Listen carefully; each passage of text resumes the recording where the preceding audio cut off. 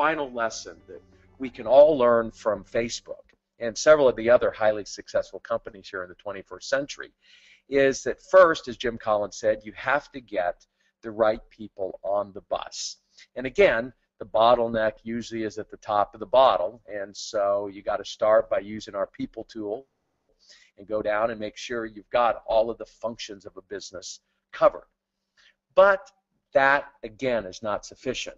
The real lesson from Facebook is it's whoever gets the most people on the bus wins. And what that means is you need to tap into the crowd to help you figure out what is the number one focus, for instance, of the organization. That's why we want you to go out and survey broadly your employees and your customers and others. And likely the thing you need to focus on is to tap into that crowd. Again, let's go back to Apple. Because of their closed system mentality, Steve Jobs actually needed to be dragged kicking and screaming into allowing this app store to happen. I mean, never before they'd really allowed others to write software for their devices. But again, if they had stumbled and not made that decision to really allow the crowd to build the apps that have led to 50 billion of them being downloaded, there's no way that the iPhone and the iPad would have had the stickiness in order to handle this pressure they're getting from Samsung. Think about Facebook. It's got 1 billion of us working basically for free, updating what is, their value every single day.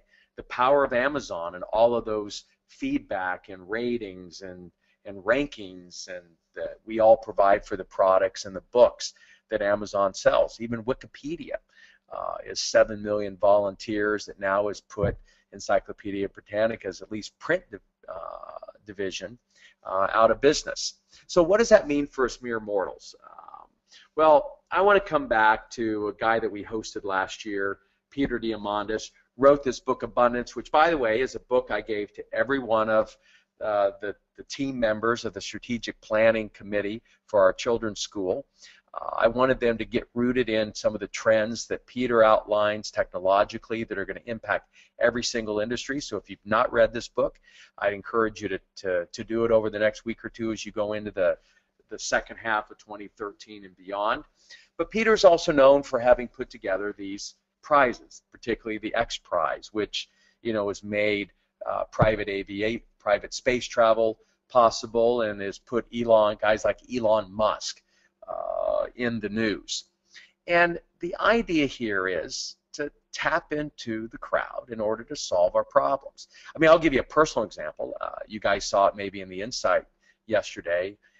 I have to write these columns for Fortune magazine, as Chuck mentioned, and my other monthly columns and the like. And I often turn to you to source those ideas, and it's a win-win.